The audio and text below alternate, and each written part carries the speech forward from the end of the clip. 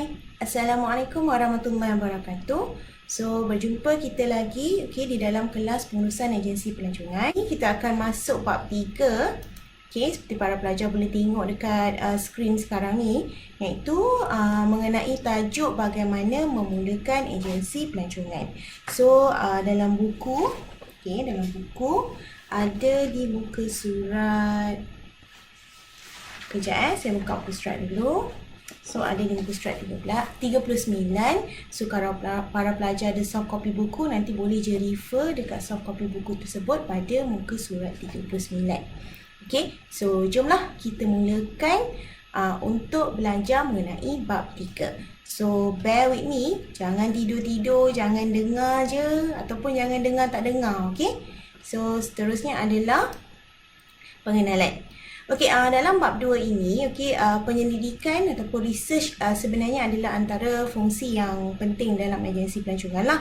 Sebab kalau tak ada research ataupun tak ada penyelidikan, sebenarnya dia akan membuatkan agensi tersebut sukar untuk beroperasi. So, apa-apa pun sebelum kita nak buat sesuatu, mesti kita akan buat research, betul tak? Macam kita nak beli barang pun, kita akan buat research pasal barang tersebut. Contoh macam kita nak beli phone. So, kita akan tengoklah berapa dia punya kapasiti, kamera dia berapa, adakah ini yang paling terbaik dan sebagainya. So kalau tengok poin yang kedua tu, penyelidikan perlu dilaksanakan kerana ianya memberikan gambaran kepada agensi apa yang akan berlakulah sepanjang agensi itu bakal beroperasi. That's why kita kata research amat penting lah. Bukannya kita kata research waktu permulaan sahaja, tapi kita kata dalam masa jangka pendek dan jangka panjang, apa sebenarnya yang akan berlaku lah kalau dalam sebuah agensi tu, bila di run agensi tu, so sebenarnya apa yang akan terjadilah dalam jangka masa setahun, kemudian dalam jangka masa 5 tahun, 10 tahun dan seterusnya. Sama ada boleh survive ke, tak boleh survive ke, ataupun perlukan strategi yang berbeza ke, ataupun package yang berbeza ke. That's why kita kata penyelidikan tu amat penting. So seterusnya adalah pelan perniagaan. So kalau para pelajar tengok dekat sini, untuk kita buat penyelidikan tu, dalam kita memulakan perniagaan, so penting untuk ada pelan perniagaan. So business plan. Business plan ni adalah perkara asas lah bagi siapa yang ingin memulakan perniagaan. Kerana apa? Kerana yang pertama adalah, kalau kita lihat dekat sini, yang pertama adalah kepentingan pelan perniagaan itu sendiri. Pelan perniagaan ni adalah sesuatu yang penting lah. Kenapa penting? Kerana contoh kalau kita nak cari investor, kita nak cari pemodal, pemberi modal, kalau kita nak minta bantuan dekat bank, so pentinglah ada kita kata pelan perniagaan ni. Sebab kalau tak ada, orang-orang yang kita nak tunjuk kita punya idea perniagaan tu tak boleh nampak sebenarnya bagaimana perjalanan perniagaan kita. So that's why kita kata penting untuk mempunyai pelan perniagaan. Penting untuk mempunyai pelan perniagaan tu. Bukan sekadar investor sahaja, bukan sekadar bank sahaja, tapi kadang-kadang untuk organisasi, syarikat ataupun individu yang mengendalikan syarikat tersebut. Supaya dia ada, kita kata ada map. Ada map tu bermaksud dia ada, kita kata pelan lah kan. Pelan. Map tu adalah pelan jalan kan. Sama juga ini adalah pelan, tapi pelan jalan bagaimana menjalankan syarikat ataupun agensi masing-masing. Yang kedua adalah pengawalan risiko. So kita tengok kat sini, bila kita buka sebuah syarikat ataupun sebuah agensi ataupun paling mudahnya sebuah perniagaan, so semua benda tu dia ada risiko dia. Sama ada dia high risk, low risk ataupun moderate risk. Maksudnya dia punya risiko sama ada rendah, tinggi ataupun sederhana. So pelan perniagaan ni penting lah untuk memastikan bahawa apa risiko kita ataupun apa risiko agensi bila dia masuk ke dalam industri pelancongan itu sendiri. Dan bila kita tahu risiko, so kita akan bersiap sedia untuk pelan dan strategi bagi mengawal risiko terbabit.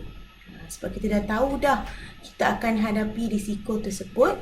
Okey, so kita bersedsedialah dengan plan A ataupun plan B. Okey, saya bagi satu contoh mudah. Okey, katalah awak nak masuk belajar. Dan awak tahu bahawa keluarga awak bukanlah daripada keluarga yang senang. Okey, dan awak tahu akan ada satu masa, risiko yang akan dihadapi adalah yang pertama, kekurangan wang belanja. Yang kedua, kekurangan wang yuran. Okey, so bila kita dah tengok kan, dah oversee benda tu, maksudnya kita dah foresee ke depan, kita dah lihat bahawa in future, perkara tersebut akan terjadi. Okey, so apa yang kita boleh buat adalah untuk mengawal risiko tersebut. Okey, plan A dia adalah, katalah plan A, kita tahu kita akan dapat bantuan Baitumal setiap bulan ataupun setiap semester. So, plan A adalah kita menyimpan wang tersebut. Okey. Plan B adalah mencari kerja sampingan untuk mencari duit tambahan. Plan C menjadi mana-mana ejen ataupun dropship jualan barang. Itu antara pengawalan risiko yang boleh digunakan oleh pelajar yang kita cerita tadi. Okey, pelajar yang foresee in future, dia akan terdapat beberapa isu kalau dia melanjutkan pelajaran. Yang pertama, kekurangan wang belanja. Yang kedua adalah pembayaran yuran yang memerlukan wang sendiri dan family tak mampu bayar. So, dia kawal risiko tu dengan tiga plan. Plan yang pertama, menyimpan bantuan Baitumal ataupun bantuan allowance yang didapat setiap bulan. Plan yang kedua, dia mencari kerja sampingan untuk menampung belanja dan dalam masa yang sama mengumpul duit yuran dia. Plan yang ketiga adalah kita lihat di sini A dengan B dah ada. So yang ketiga adalah dia menjadi ejen ataupun dropship bagi produk-produk kita kata yang akan buat dia terima income. So, pelajar tersebut ataupun kita kata individu tersebut bolehlah pilih plan yang bersesuaian dengan diri dia. So, itu adalah sebenarnya part of kita kata yang akan ada dalam plan perniagaan sebab kita dah foresee, kita dah lihat ke depan, kita dah nampak dah bahawa this is the problem ataupun ini adalah masalah yang akan dihadapi oleh agensi kita jika kita masuk ke dalam industri pelancongan itu sendiri. Okey? So, itu antaranya lah. Okey, seterusnya adalah kalau kita lihat dekat sini adalah persekitaran industri ataupun persekitaran perniagaan. Okey, benda ni penting. Okey, analisis seperti ini penting. Contohnya seperti SWOT analysis. Okey, dalam semester 1 saya rasa awak dah belajar SWOT. S untuk strength. Okey, W untuk weaknesses. Okey, yang ni SWOT.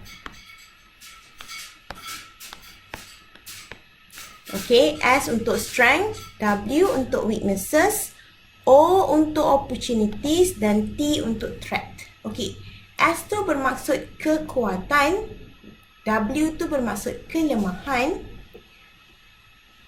O tu bermaksud peluang dan T tu bermaksud ancaman. Ini adalah yang kita cakap sebagai persekitaran industri dan juga persekitaran perniagaan.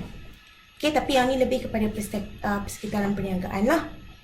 Okey, di mana kita akan tengok lah. Okey, apakah syarikat kita bersedia dan apa kelemahan syarikat kita. Dan juga daripada segi luarannya, apa kita kata ancaman dan juga peluang syarikat kita. Okey, itu antaranya lah. So, nanti dalam slide-slide seterusnya, kita akan belajar lebih detail mengenai analisis industri tersebut. Okey, seterusnya adalah persediaan usahawan. So, kita lihat dekat sini. So, bila peniaga ataupun usahawan mempunyai pelan perniagaan, so kita lihat bahawa mereka mempunyai peta untuk melalui liku-liku perniagaan tersebut. Okey, liku-liku perniagaan tersebut. So, bila dia ada peta, so dia boleh tengoklah macam kita cerita tadi kan dalam pengawalan risiko. Dia dah nampak, dah foresee dah, okey, perkara ini akan berlaku. So, this is the plan that available now. Maksudnya, ini adalah plan yang ada. Okey, maksudnya kita kata strategi yang ada. So, which one of the strategi mana satukah yang patut digunakan oleh kita kata agensi ataupun usahawan terbabit. So that's why kita kata dengan adanya pelan perniagaan sebenarnya dia membuatkan usahawan ataupun individu di dalam perniagaan tersebut lebih bersedia lah. Itu antaranya lah. Okay, so rasanya nanti kita akan tengok pasal SWOT. So kita move to the next slide. Okay, so ini adalah komponen-komponen asas di dalam pelan perniagaan. Okay, ada 10. Okay, para pelajar. Okay, sekarang ni kita nak continue dengan komponen pelan perniagaan. Okay, macam saya cakap tadi ada 10. Okay, tapi dalam slide yang pertama ni saya stated ataupun letak 5 point sahaja. Manakala dalam slide yang kedua akan ada lagi 5 point dalam komponen pelan perniagaan, dan kemudian nanti akan ada next slide yang menerangkan setiap satu lah, so jangan risau. Okay, bukanlah saya buat simple slide macam ni. Okay, sebab ini adalah video pembelajaran, so saya akan tunjuk sambil maksudnya buat videografi, okay, buat audiografi dan buat visualgrafi sekali semua. Okay, supaya para pelajar boleh dengar suara saya, tengok saya, okay, dan tengok skrin lah. Okay, so kita akan tengok tiga-tiga lah. Okay, so yang pertama adalah komponen pelan perniagaan, nama agensi. Okay, setiap agensi bila dia memulakan agensi, perkara yang basic dia perlu buat adalah dia kena namakan lah. Itu perkara basic lah. So nak pergi SSM pun dia akan tanya kan apa nama syarikat. Okay, so itu adalah perkara pertama. Yang kedua adalah jenis pemilikan. So kalau kita nak develop ataupun buka agensi, so kita nak jenis pemilikan yang bagaimana? Okay, so kita akan tengoklah jenis-jenis yang ada. Okay, yang ketiga adalah lokasi dan bangunan. Okay, so kita kena fikirlah dekat mana kita nak tempatkan kita punya agensi tu. Apa lokasi yang bersesuaian dan sebagainya. Yang keempat adalah susun atur dan peralatan. Okay, macam para pelajar boleh tengok kat sini, susun atur dan peralatan. Dan yang kelima adalah carta organisasi. Okay, so lagi 5. Okay, yang ni yang keenam. Yang ni yang kita tengok tadi dalam pelan perniagaan kan. So ini adalah analisis pasaran dan industri. Yang ni memang perlu ada lah, okay, dalam pelan perniagaan. Okay, kemudian kita kena ada pelan strategik. Okay, kemudian kita kena ada ramalan. Kemudian kita akan ada lesen dan pensijilan. Dan kita perlu ada perlantikan dan persidangan. So hari ni kita takkan belajar semualah 10-10. Okay, kita akan belajar mungkin paling banyak pun sampai yang ke-6. Okay, sebab apa? Sebab dia terlampau banyak dan saya kena explain satu-satu supaya para pelajar boleh dapat dan faham lah. Bukannya kita belajar ni nak buka travel agency, tapi kita just nak faham je how travel agency set up.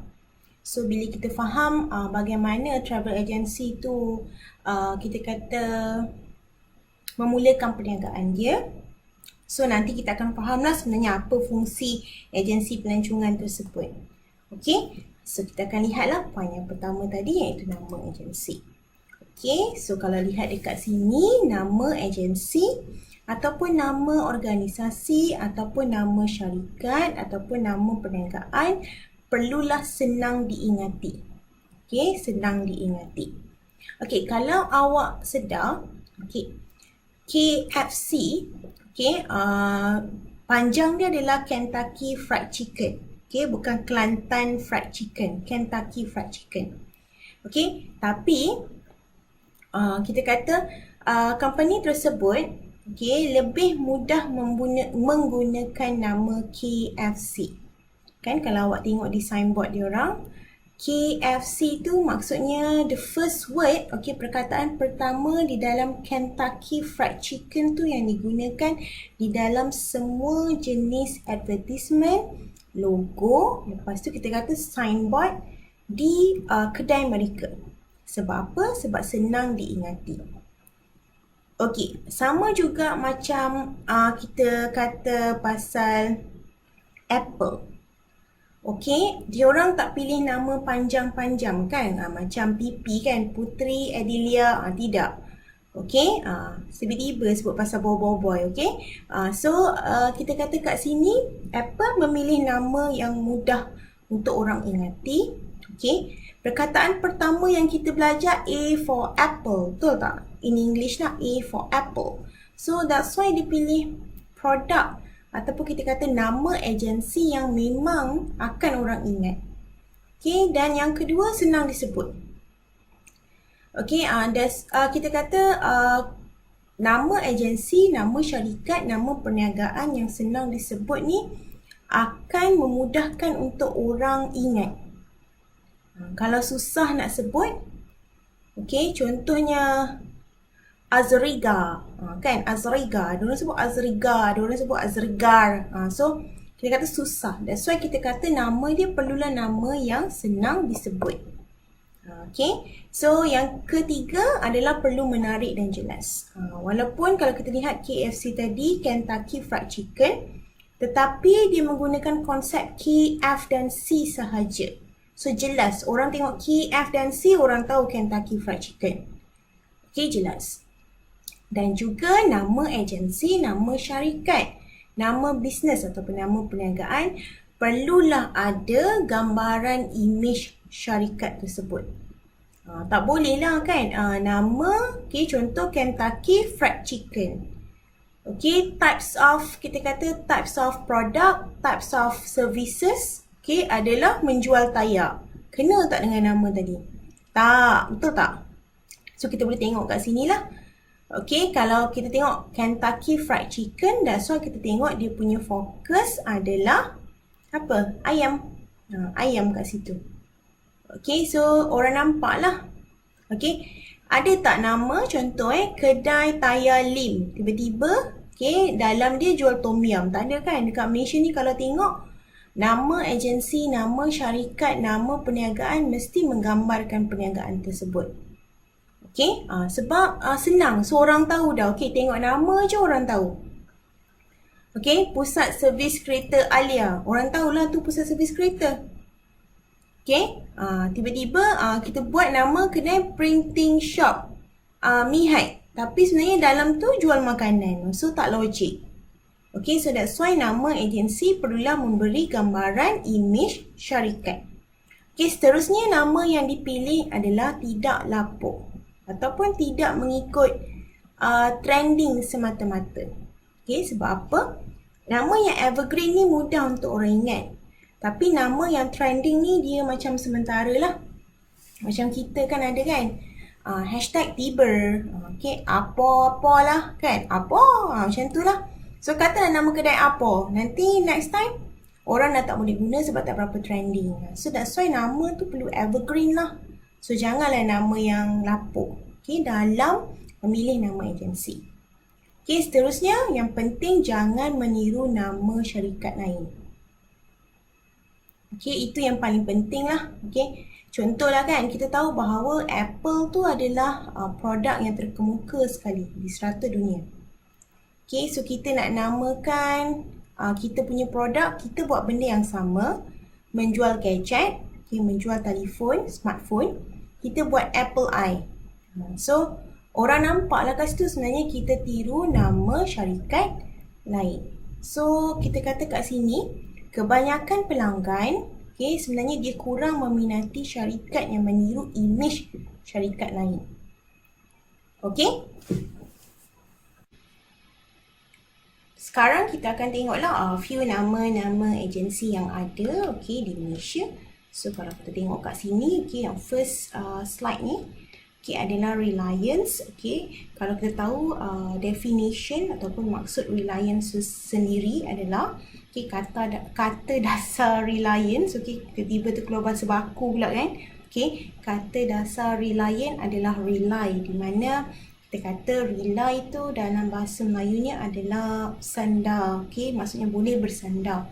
So dekat sini agensi tersebut menggunakan kata Reliance ataupun nama agensinya Reliance supaya para pelanggan boleh trust lah the agency.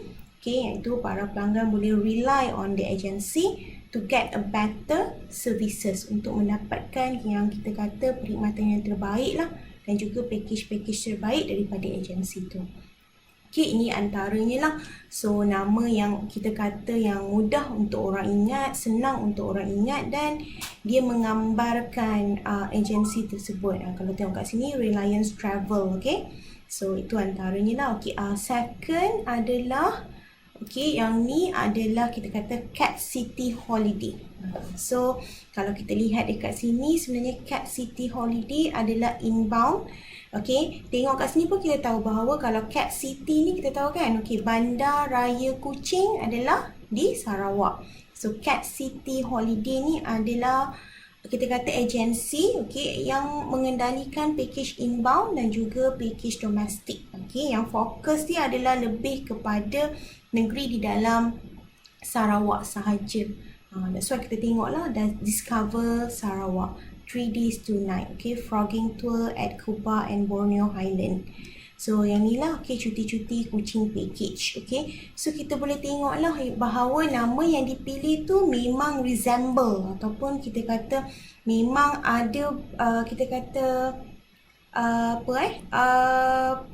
menjelaskan mengenai package dan juga perkhidmatan agensi tersebut.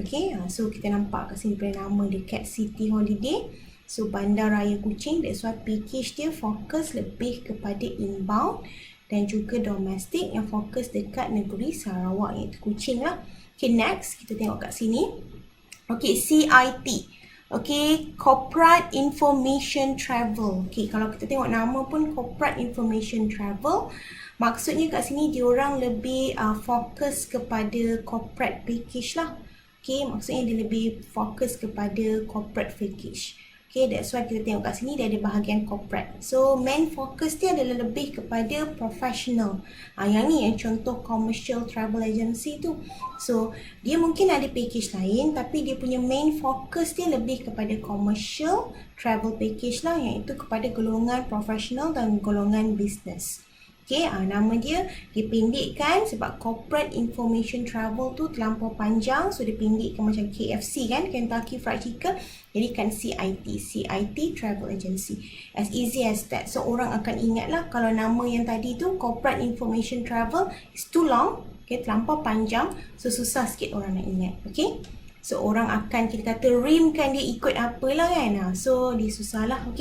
So RIM tu maksudnya katalah CIT dia orang akan buat Cat Information Travel. Contoh macam tu lah, bukan corporate. So tu antara contoh. Seterusnya kita akan masuk ke bahagian pemilikan. Sebenarnya dalam agensi pelancongan itu kita kata entrepreneur ataupun usahawan dia boleh memilih lah sama ada dia nak perniagaan jenis pemilikan tunggal, perniagaan jenis perkongsian ataupun perniagaan jenis pensyarikatan. Kita tengok perkataan pemilikan tunggal di sini pun kita dah tahu bahawa pemilikan tunggal bermaksud adalah dia adalah bergantung kepada satu individu sahaja di dalam organisasi, di dalam syarikat ataupun di dalam agensi. Di mana kita kata pemodal ataupun owner dia adalah seorang. So jenis pemilikan yang kedua adalah pemilikan jenis perkongsian. Di mana jenis perkongsian ini adalah kita kata tengok nama pun dah tahu kongsi. So maksudnya 2 hingga 30 orang. Jenis perkongsian dia adalah 2 hingga 30 orang, di mana pemodalnya mungkin akan daripada jumlah 2 orang hingga 30 orang. So dia bergantunglah juga kepada agensi tersebut. Berapa banyak perkongsian yang diperlukan. Kemudian last sekali adalah pensyarikatan. Yang ni adalah yang kita kata dalam bentuk yang paling besar sekali. Di mana mungkin pemodal dia terdiri daripada lebih daripada 30 orang sometimes. Dan dia mungkin ada kita kata investor, kemudian kita ada macam pembeli saham dan sebagainya. Agensi, kalau dapat baca lah kat bawah ni, agensi luar negara berkonsepkan pensyarikatan lah, jenis syarikat. Banyak jenis yang besar-besar lah. Diorang ada bagi dividen, diorang ada stockholder, stakeholder, tapi berbanding dengan Malaysia, di Malaysia, agensi pelancongan dia lebih berkonsepkan tunggal dan perkongsian. Sebab kalau awak tengok dekat Malaysia ni, kebanyakannya adalah lebih banyak perkongsian, tapi ada juga yang tunggal. Mostly lah, kita kata dalam 70% adalah tunggal dan perkongsian. Kecuali macam kita tengok rakyat travel, tapi sekarang dah tutup sebab dia under ban rakyat. Lepas tu macam lembaga tabung haji punya, Kopetro yang under Petronas, itu pensyarikatan tapi dia adalah anak syarikat company besar.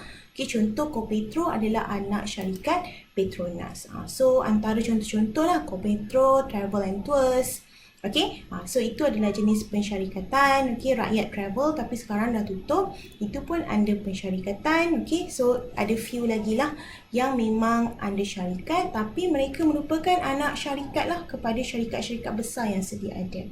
Okay, so kita masuk kepada slide yang seterusnya. Okay, tapi sebelum tu saya nak ingatkan mengenai pemilikan ni kita akan belajar dengan lebih detail lagi nanti. Okay, nanti kalau saya dah terangkan sekarang, nanti dalam slide yang seterusnya nanti saya tak boleh terangkan dengan lebih lanjut. Di mana di dalam slide yang seterusnya tu kita akan tengoklah mengenai jenis-jenis pemilikan, dia punya kelebihan dan juga kekurangan. Okay, masih sama dalam bab yang ketiga juga. Okey, tapi kita kata dalam subtopik yang kedua. Okey, dalam subtopik yang kedua nanti kita akan belajar dengan lebih lanjut mengenai pemilikan. Okey. So kita lihat yang seterusnya adalah lokasi dan bangunan. Okey, bagi sebuah agensi pelancongan, so selalunya kalau mereka ingin memilih lokasi dan ingin menyewa bangunan, okey, selalunya mereka akan memilih aras bawah ataupun ground floor. Okay, tapi kalau kita lihat dekat Malaysia, kebanyakannya dah willing untuk sewa, kita kata first floor. Okay, kenapa aras bawah? Okay, kerana aras bawah ni dia mempunyai, kalau tengok point kat sini, okay, dia mempunyai point yang ni tengok yang ni, okay, dia mempunyai ruang tingkap, okay, ruang tingkap untuk promosi, untuk mempromosikan produk. Sebab tu kalau awak tengok mostly kan, ni point ni, okay, mostly travel agency, diorang suka ground floor sebab diorang nak ruang untuk diorang promosikan package mereka. Okay, dan selalunya lokasi dan bangunan agensi pelancongan ni adalah di lokasi yang komersial. Okay, di lokasi yang kita kata mudah untuk orang akses, di mana kat situ ada juga kedai-kedai. Okay, dan kemudian paling penting, okay, sebenarnya adalah sesebuah travel agency perlu mencari lokasi yang mempunyai tempat letak kereta yang mencukupi lah. Okay, ini adalah faktor paling penting. Okay, kita lihat sahaja bangunan lama Andalusia di Kampung Pandan. Okay, mereka terpaksa berpindah ke Desa Pandan tetapi lokasi itu masih sukar untuk mendapatkan tempat letak kereta. Okay, sebab apa? Kalau kita lihat sebenarnya pelanggan ni, okay, katalah kalau kita pergi My Town kan, kita dah pusing dah 10 kali tapi masih tak jumpa parking. So what we do, okay, apa yang kita buat adalah kita akan keluar daripada tempat parking tersebut. Okay, dan kita takkan singgahlah mall tu untuk usaha cari parking. Okay, that's why tempat letak kereta adalah perlu cukup lah. Okay, dan kita tengok bila Andalusia berhadapan dengan Desa Pandan dan Kampung Pandan tidak mempunyai tempat letak kereta ataupun parking yang mencukupi, so diorang akan reserve, maksudnya diorang beli siap-siap daripada majlis pembandaran, okay, beberapa few petak untuk pelanggan mereka. Itu antara yang boleh dibuat lah, kita kata plan B. Okay, dan juga okay, sebelum kita memilih lokasi dan juga di mana bangunan yang kita ingin sewa atau beli, so kita kena lihat juga di persekitaran tu ada tak agensi lain. Okay, sebab kalau terlampau banyak agensi akan terlampau banyak pesaing. So bila terlampau banyak pesaing di sesuatu kawasan, dia akan menyebabkan kita punya income tu akan kurang. Okay, contohlah, kita bagi contoh paling mudah. Okay, katalah awak pergi ke pasar malam. Okay, awak akan jumpa kedai satu, ada 3 kedai yang menjual jagung. Okay, so probability dia, okay, kita kata dia kena purata pendapatan dia adalah, katalah 100 orang beli jagung, dia akan bahagi dengan 3 probability dia. Okay, tapi kalau ada satu kedai sahaja jagung, so bermakna katalah 100 orang, so 100 orang tu akan beli di kedai dia sahaja. Okay, so kita kena lihat juga jumlah agensi, di mana jumlah agensi ni menggambarkan jumlah pesaing lah. So bila ada pesaing lain, so pelanggan ni akan pilih lah, okay, sama ada nak pergi dekat lokasi A, lokasi B atau lokasi C sebab dia berdekatan, sebab dia mudah dan berdekatan.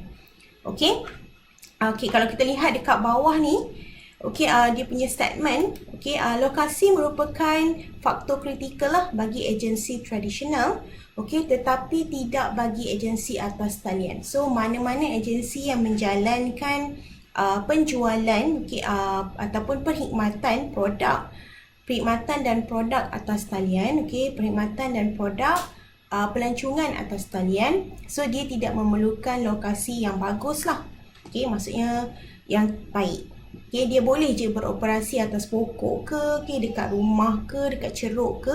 Apa yang diperlukan adalah internet. Tetapi berbeza pula dengan agensi yang menjalankan secara face-to-face bersemuka ataupun tradisional dalam bahasa lainnya, kerana mereka memerlukan, okay, apa yang kita kata kat sini adalah mereka memerlukan lokasi yang baik. Sebab apa? Lokasi yang senang untuk orang reach out. Contoh kalau ada public transport, okey, kalau ada kita kata ruangan tempat parking yang mencukupi, okey, kemudian mudah untuk diakses dan sebagainya. So dia akan memudahkan untuk customer tersebut datang secara berdepan.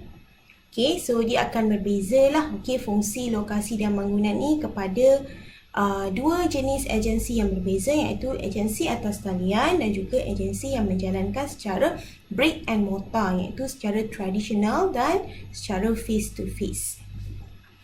Okey, ini baru poin yang ketiga. Okey, kita masuk kepada poin yang keempat. Okey, poin yang keempat adalah susun, atur dan peralatan. Okey, di mana bila kita buat satu agensi ataupun kita dah create kita punya business ataupun perniagaan, so di dalam kita punya syarikat tu perlulah ada peralatan yang cukup. Okay, contoh macam mesin photostat, telefon dan lain-lain. Okay, di dalam agensi juga, okay, bahan-bahan seperti risalah, brosur dan juga bahan promosi juga perlu mencukupi lah. Okey, kerana bila pelanggan menunggu, at least mereka boleh tengok dan baca, okay, rather than diorang wandering around, maksudnya tak buat apa-apa lah. Okay, in days je kan, merenung je masa depan, so kita tak nak. Okey, kemudian perlu juga ada papan tanda yang mudah dilihat. So sebenarnya kedai, sebab kebanyakan travel agency kat Malaysia ni adalah rumah kedai, betul tak? So kalau tak ada papan tanda ataupun signboard ataupun apa-apa tanda lah yang menggambarkan itu adalah travel agency, so orang takkan tahu itu adalah travel agency. Even though we have Waze ataupun Google Map.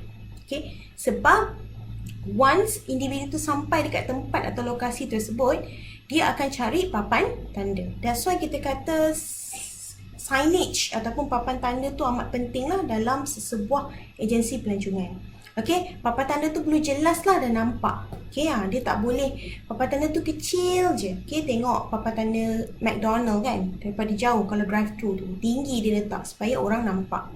Okey, kemudian kita kata pengusaha agensi pelancongan juga perlu menyediakan ruang menunggu yang selesa lah. Okey, kerana ruang menunggu yang selesa ni akan membuatkan pelanggan lebih, kita kata, senang dan mudah untuk datang. Okey, kalau katalah waiting time dia terlampau lama, so tak ada pula ruang menunggu, kena berdiri, so dia akan menyusahkan pelanggan lah. Okey, waktu COVID kalau awak tengok nak masuk pasar raya kan kena beratur kan, so ada, kita kata hanya certain orang je waktu PKP tu kan. Okey, maksudnya ada certain lah yang boleh masuk. So ada shopping mall ataupun kita kata grocery shop yang menyediakan kerusi sebab dia tahu akan lama masa menunggu. So itu antara kita kata yang kita boleh buat lah. So ruang menunggu tu perlu ada. Okay, so next. Okay, yang seterusnya adalah carta organisasi. Okay, sebenarnya carta organisasi ini, okay, maaf mulut bubbering. Okay, memang diperlukan oleh semua organisasi. Dia memang keperluan asas, keperluan yang paling basic lah kita kata dalam sebuah organisasi. Okay, kerana apa? Okay, kalau agensi tak ada carta organisasi, dia akan susah. Sebab tak ada orang nak mengaku siapa buat apa, ni tugas siapa dan sebagainya. That's why carta organisasi ni kita kata is very important, memang sangat penting lah. Okay, kalau tengok kat sini kan, poin yang saya letak adalah untuk mengelakkan konflik dalaman. Macam saya cakap tadi lah. Okey, katalah company tu mengalami masalah kewangan.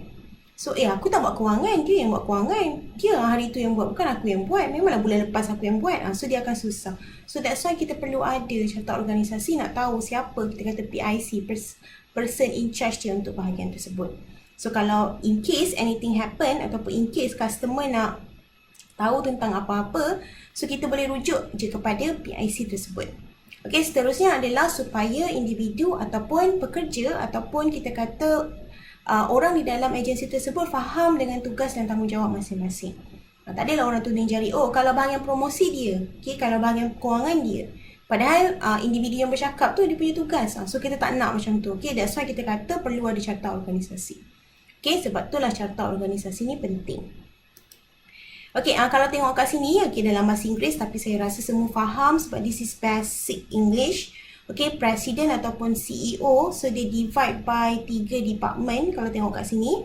Okay, dia ada Business Travel Manager, dia ada US Travel Manager, dia ada International Travel Manager. So, dia divide by 3 department. Okay, yang ni adalah untuk corporate package, which is diorang ni hanya handle corporate package sahaja. Okay, yang ni adalah yang melawat, kita kata inbound dan juga domestic. Okay, katalah ini travel agency US, so US Travel Manager. Okay, yang ni adalah outbound, International Travel Manager. So, setiap individu ni akan faham lah. Okay, kalau awak tengok juga, okay, dia punya staff pun dia buat ikut location yang berbeza. Okay, dia ada travel consultant untuk international ni, Afrika, travel consultant for Asia, travel consultant for Europe. Okay, sebab apa? Bila kita ada satu jawatan dan tanggungjawab yang khusus, so individu tu akan lebih tahu dan kita kata boleh explain dengan lebih lanjut lah ataupun dengan lebih detail tentang informasi jabatan mereka. Okay, ataupun informasi unit mereka. So that's why it's very important to have, kita kata, organization chart. Okay, it is very important lah sebab kalau tak ada, so kita tak tahu, okay, awak nak pergi mana? Malaysia. So, Malaysia kat mana? Okay, Asia. So, okay, tanya je mana-mana travel consultant. Nanti dia boleh, kita kata, entertain awak lah. Contoh kita customer service. Lepas tu pelanggan pergilah dekat semua customer service. Customer service pertama kata, awak nak pergi mana? Malaysia. Oh, I don't know about Malaysia package. Can you go to the next counter? So, kita pun pergilah to the next counter. Where are you going? Malaysia. Oh, I don't know about Malaysia and I'm not familiar with Asia package. Can you go to the next counter? So, katalah ada 10 travel consultant, 10-10 dia kena pergi. So, that's why it's very hard lah. Kita tak nak pelanggan rasa macam tu. So, that's why kita kata kita sediakan yang direct. Siapa yang bertanggungjawab tu. Okay? Saya harap faham pasal carta organisasi. Kepentingan carta organisasi tu sebab apa dia penting. Okay, ataupun contoh lain dia. Katalah you got problem with hari tu kan pendaftaran subjek secara online. So you are supposed to basically contact academic punya unit. Okay, kalau you contact pensyarah you pun, okay, kalau you contact mentor you pun, dia akan advise you to contact academic section ataupun academic unit. Sebab apa? Sebab PIC for pendaftaran subjek adalah academic. Okay, academic, bukannya pensyarah ataupun mentor. So, kita kena faham lah, that's why kita kena ada carta organisasi. So, everyone in organisation knows, okay, faham tentang tanggungjawab dan juga kita kata responsibilities mereka masing-masing. Okay, so next, kalau kita tengok kat sini adalah analisis pasaran dan juga industri. Okay, dalam analisis pasaran ni, okay, kita ada 4. So yang ni akan jadi quite long, akan jadi sedikit panjang. So I hope you can bear with me. Okay, panjang sedikit. Tapi hari ni saya akan masuk dalam lebih kurang 6 sahaja sebab saya tak nak kepala para pelajar saya berat. Tapi insyaAllah nanti next week kita akan habiskan bab 3. Okay, so kita akan start lah dengan yang pertama iaitu mengenai persaingan. Okey, persaingan kat sini adalah analisis industri yang pertama, okey. Dan juga nanti kita akan lihatlah mengenai detail persaingan sebab kalau saya terang korang tak nampak apa yang saya cakap pun susah. So kalau siapa ada soft copy buku adalah di muka surat 40. Okey, yang kedua kita akan belajar mengenai trend pasaran, yang ketiga adalah mengenai segmen pasaran, yang keempat adalah mengenai halangan memasuki pasaran. Okay, kita masuk kepada poin pertama di bawah analisis pasaran dan industri, iaitu persaingan. Okay, so sebenarnya agensi perlu menganalisis semua pesaing yang wujud dekat pasaran. So bila kita mula berniaga, okay, usahawan dia perlu nak tak nak untuk analyse lah, untuk find out dia punya pesaing. Okay, dia punya pesaing. Okay, antaranya adalah kita kata agensi atas talian, agensi tradisional yang lain. Kalau kita adalah traditional punya agensi, kemudian laman sesawang diskaun, okay, macam Fave, okay, kemudian kelab rekreasi dan apa-apalah bentuk penjual, jualan, ejen atau apa-apa yang kita panggil yang menjual package dan perkhidmatan pelancongan. Okey, yang kedua adalah kajian yang perlu dibuat ialah SWOT analysis. Okey, untuk mengkaji pesaing, kita perlu membuat SWOT analysis macam saya bagi tahu tadi. Okey, dalam video yang awal sekali. Okey, S bermaksud strength, iaitu kekuatan. Okey, ini S. Okey, W bermaksud weaknesses. Okey, yang itu kelemahan. Okey, O bermaksud opportunities, iaitu peluang dalam bahasa Melayunya, dan T bermaksud threat, iaitu ancaman. Okay, so kita akan lihatlah SWOT analysis bagi agensi ataupun bagi syarikat yang ada kat Malaysia ni supaya mudah untuk faham. Okay? Okay. Okay, kita lihat dulu contoh analisis persaingan ataupun analisis SWOT, salah SWOT pula. Okay, SWOT yang ada di dalam slide. Okey, yang pertama adalah kalau agensi ingin membuat SWOT analisis ni, mereka perlu melihat daripada sudut pandang pelanggan tu sendirilah. Okey, di mana bagaimana pelanggan itu memandang pesaing kita daripada kacamata mereka. So kita kena tengok daripada diorang punya point of view, pelanggan punya point of view. Kita tak boleh tengok daripada kita punya point of view. Okey, so kalau kita lihat kat sini, antara soalan yang perlu ditanya, antaranya adalah kenapa pelanggan memilih perkhidmatan mereka. Adakah perkhidmatan yang disediakan mereka atau produk yang diberikan oleh mereka itu lebih baik? Ataupun why? Adakah sebab branding, nama dan sebagainya. Kita kena cari reason lah, kena cari alasan. Why? Adakah kerana mereka menyediakan perkhidmatan yang berbeza ataupun kualiti perkhidmatan mereka itu baik? Itu antaranya lah.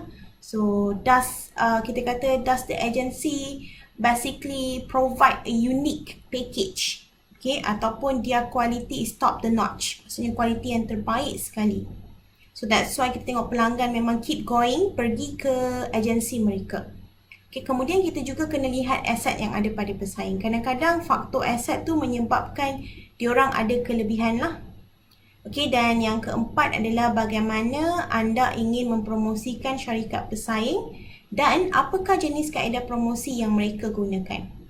So katalah kalau awak berada di syarikat tu, macam mana awak nak promosikan perkhidmatan dan produk pesaing awak, apa kaedah yang awak nak guna. Dan awak lihat pula apakah kaedah promosi yang mereka gunakan. Adakah sama dengan your idea ataupun you think that they can do better with your idea. Maksudnya sama tak dengan idea awak, apa yang mereka guna, ataupun awak rasa mereka boleh buat lebih baik kalau mereka gunakan idea awak. So itu antaranya lah yang kita boleh tanya. Ada banyak lagi lah soalan yang kita boleh tanya, tapi this is few question, maksudnya beberapa soalan yang kita kata boleh ditanya oleh kita as agensi pelancongan yang ingin membuat analisis terhadap pesaing kita. Ini adalah contoh analisis persaingan, analisis SWOT bagi syarikat kita kata printing, printing company. Ini adalah contoh yang saya buat waktu saya master. Waktu saya melakukan ijazah kepada sebuah company. So SWOT analisis adalah kita kata analisis basic lah bagi sebuah agensi pelancongan. Bagi sebuah agensi, bagi sebuah perniagaan.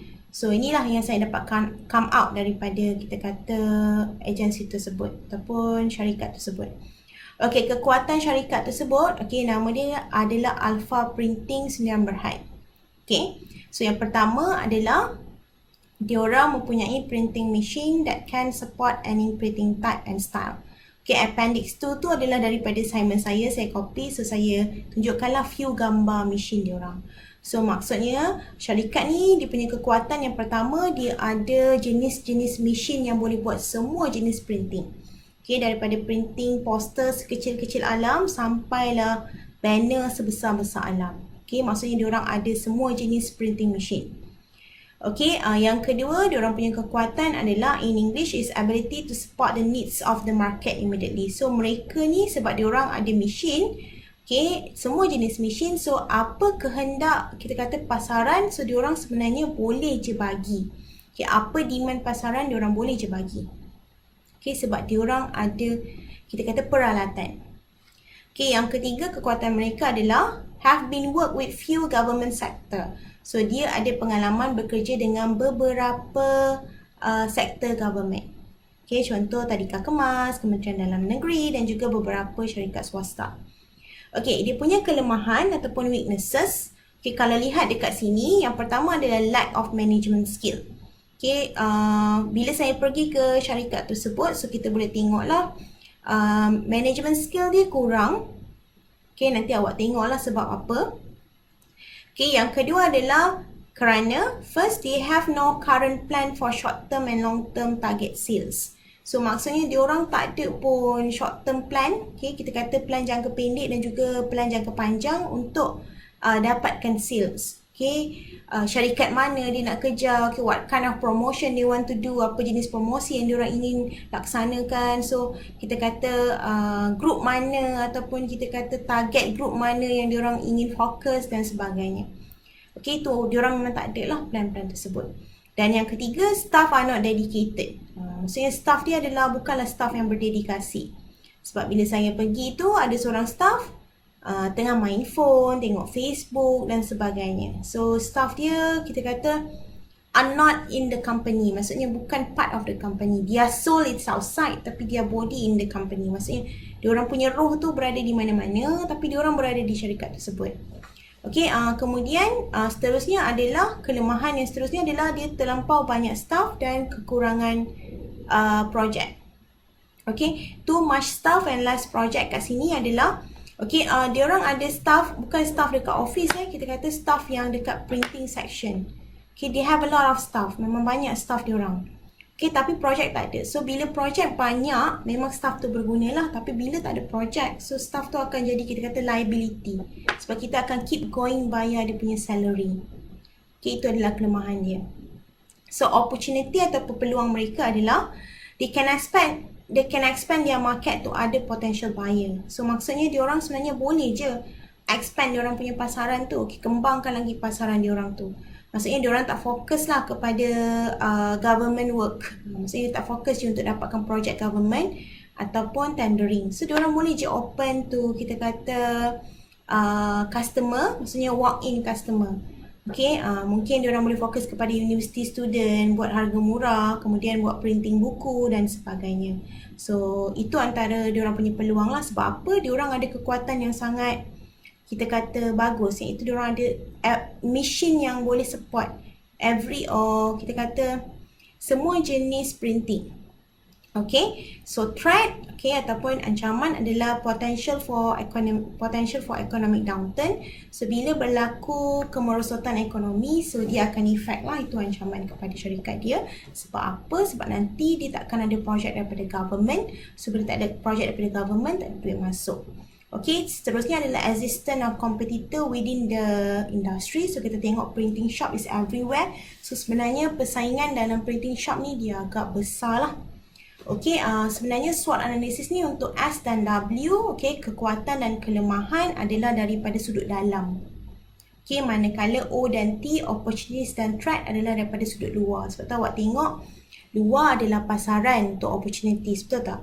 Threat adalah ekonomi, okay, kerajaan. Kemudian adalah pesaing. Ini semua dalaman, okay, mission dalam organisasi, strength dan weaknesses. Okay, manakala opportunities dan threat adalah ancaman daripada luaran. Okay, yang ni adalah contoh analisis yang kedua, iaitu analisis PES. Okay, PES adalah merupakan akronim daripada perkataan faktor politik, sosial, ekonomi dan Allah. Okey, PAS adalah, okey, salah kat situ okey. Politik, sosial, ekonomi dan juga teknologi. Okey. Okay, sorry type lembab tapi teknologi. So I hope you guys can betulkanlah sebab dalam buku betul, cuma saya type dalam slide saja salah. Okay, dan kalau saya bagi slide yang salah tu, make sure you guys take note lah benda ni, okay. Kenapa kita perlu melakukan PAS analysis terhadap pesaing? So why basically we need to do a PAS analysis towards our competitor? Okay, kenapa? Katanya saya terang bahasa Melayu tapi saya tercakap dalam bahasa Inggeris, sorry lah Okay, sebenarnya dia adalah untuk supaya agensi ataupun kita kata perniagaan tu tahu bagaimana pesaing akan bertindak balas dalam satu-satu situasi yang bakal dihadapi. Okay, that's why PAS analysis is very important sebab kita nak tahu bagaimana diorang react kalau satu masalah, satu cabaran, satu situasi tu berlaku. Okay, so ini sebenarnya akan memberikan kepada agensi perniagaan gambaran tentang bagaimana pesaing itu bersaing dalam industri. So kita akan tengoklah apa strategi yang diorang guna pakai untuk kita kata survive dalam industri. Dan dalam masa yang sama, bila kita tengok kaedah bertindak balas mereka tu, kita akan tengok idea ataupun strategi mereka. So mungkin idea dan strategi mereka tu boleh diguna pakai oleh kita jika kita berdepan dalam situasi yang sama. Okay, that's why PAS kita kata analisis ni quite important jugalah. Okay, the reason ataupun kenapa kita belajar benda-benda SWOT, PAS ni adalah supaya bila awak berada pada tahap bekerja di agensi dan perlu memikirkan strategi, so this is the analysis that awak boleh buat untuk awak come out with strategi. Okay, untuk awak come out dengan strategi lah, okay, maksudnya. Okay. Contoh analisis, yang ni antara soalan yang perlu ditanya semasa membuat analisis PAS. Antaranya adalah siapa pesaing anda? Siapa your competitor? Siapa pesaing anda? Apa produk dan perkhidmatan yang dijual? Berapa banyak pegangan pasaran market share yang dipegang? Itu antara soalan yang perlu ditanya lah. Contoh macam mobile, mobile kita kata network ataupun kita kata nombor syarikat telekomunikasi di Malaysia, big name seperti Maxis, Celcom, Digi, U-Mobile, dan ada One XOX, ada Tone, ada Tune dan macam-macam lagi lah. So itu antara kita kata pesaing kita. So kita nak tengok siapa pemegang market share yang terbesar. So daripada situ kita boleh lihat dan kita boleh tengoklah bagaimana mereka merancang strategi, apa bentuk strategi mereka yang mereka rancang dan sebagainya. So, kita boleh lihat juga daripada sudut pandang apakah strategi terdahulu pesaing. So, pesaing dulu diguna kaedah strategi apa strategi yang digunakan. Dan adakah mereka masih menggunakan strategi yang sama dalam menyelesaikan situasi, masalah dan cabaran yang dihadapi dalam mempromosikan produk dan sebagainya, ataupun mereka telah merubah strategi mereka. So kita kena find out kalau mereka ubah strategi, so why basically they change their strategy? Kenapa mereka merubah strategi mereka? Adakah sebab peredaran masa? Kalau dulu kita lihat most of organisation ataupun most of travel agency, kebanyakan agensi pelancongan, diorang prefer untuk promote using brochure, booklet, kemudian pamphlet dan sebagainya. So it's quite different now, sebab most of people are trying to kita kata prefer to have kita kata digital promotion. Macam kita pergilah dekat pasar raya kan, when people are giving us flyers, bila orang bagi kita flyers, dalam 100 orang yang lalu tu 70 people we just scrap the flyers, so akan ronyokkan flyer tersebut dan campak. Sebab tu kita kata digitize ataupun digital promotion adalah menjadi kita kata kesukaan pelanggan sekarang. sebab dia tak rasa macam dia dipaksa untuk dibeli. Okay, so bila dia nak cari, kita dah provide dia with brochure yang ada, with information yang diorang perlukan. So that's why kita kata medium seperti Instagram, Facebook, website sekarang menjadi kita kata medium utamalah dalam mempromosikan package dan juga perkhidmatan yang ada di syarikat. Okay, cuma kita kata kalau jenis-jenis pelanggan yang old school atau warga emas, they prefer to use WhatsApp tapi still digital, baru diorang akan cari brochure lah untuk yang seterusnya. Okay, so itu antaranya lah. Okay, antara mengenai PES analysis. Okay, ini adalah antara soalan dia. Okay, sambungan. Adakah mereka begitu agresif dalam promosi? So, kita kena lihat jugalah. Okay, kalau kita tengok Andalusia, diorang masih menggunakan kaedah promosi yang tak fokus kepada television. Okay, tapi baru-baru ni waktu COVID, diorang fokus kepada television. Okay, mungkin sebab diorang dah lihat bahawa impact television tu besar, tapi sebenarnya cost dia pun besar. Okay, jika sebelum ni diorang fokus kepada majalah, surat khabar, radio dan sebagainya, dan juga mouth to mouth, mulut ke mulut orang cakap. Okay, so kalau mereka agresif bermaksud bahawa mereka memerlukan, kita kata perlu expand diorang punya share market, ataupun diorang perlukan new customer. Okay, kalau diorang ada returning customer, diorang memerlukan new customer barulah. Okay, dan kemudian yang ketujuh, adakah mereka berdaya saing? So kita kena tengok juga adakah syarikat, agensi atau perniagaan tu dia berdaya saing tak? Okay, berdaya saing di sini adalah bermaksud diorang sentiasa compete to be the best. Maksudnya sentiasa berlawan di antara dengan pesaing-pesaing lain dalam menyediakan perkhidmatan ataupun produk yang terbaik. Okay, ataupun dalam mempromosikan produk. Okay, itu antaranya lah. Okay, seterusnya adalah kita lihat juga adakah kekuatan dan kelemahan mereka sama seperti agensi kita. Okay, agensi anda tu agensi kita lah. So, kita kena tengok juga adakah kekuatan dan kelemahan diorang sama. So, kalau sama, sebenarnya dia adalah pesaing yang berada pada tahap kita lah, pada tahap yang sama. Tetapi, kalau berbeza, okay, bermaksud bahawa mereka tu adalah mungkin pesaing yang berada pada tahap yang lebih tinggi ataupun pesaing yang berada pada tahap yang lebih rendah daripada kita. Okey, seterusnya adalah adakah mereka merupakan pesaing terkuat kepada agensi kita.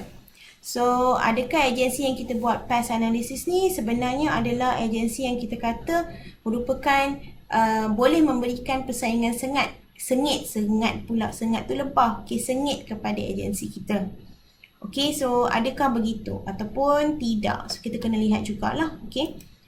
Dan seterusnya adalah, okey, kalau kita lihat, okey, bagaimana strategi pesaing sebenarnya memberi impact kepada agensi.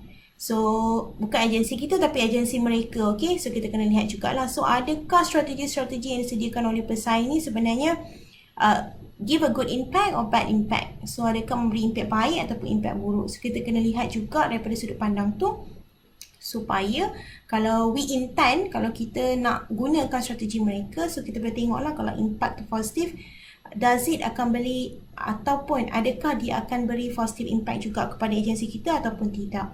So that's why PES analysis is very important. So next kita boleh tengok kat sini adalah contoh analisis persaingan PES di dalam negara Eropah.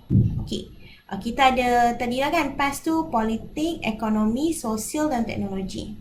Politik adalah kalau kita tengok negara Eropah, politik dia stabil. Okey, itu adalah peluang mereka. Okey, kemudian harga minyak tidak menentu. Itu adalah ancaman mereka. Okey, kemudian kita tengok pula daripada sudut ekonomi. Nilai tukaran wang asing, itu adalah peluang mereka. Okey, sebab apa? Nilai tukaran wang asing ni kalau kita lihat bahawa kalau kat Eropah dia guna pound sterling. Dengan Malaysia punya ringgit, paling kita kata rendah pun dalam RM4. Okey, kadang-kadang RM6. So, agak tinggi lah. Okey, kemudian peningkatan ekonomi. So, bila berlakunya ekonomi, itu adalah peluang. Okey, kemudian peningkatan pasaran dan industri lain, itu adalah ancaman. Maksudnya industri-industri lain lah. Okey, katalah pasaran lain. Okey, orang dah tak minat dengan industri pelancongan. Okey, so diorang minat dengan industri berbeza. Itu adalah ancaman. katalah one day nanti kan, okay, because of COVID, people cannot basically go for travel, orang memang tak boleh melancong.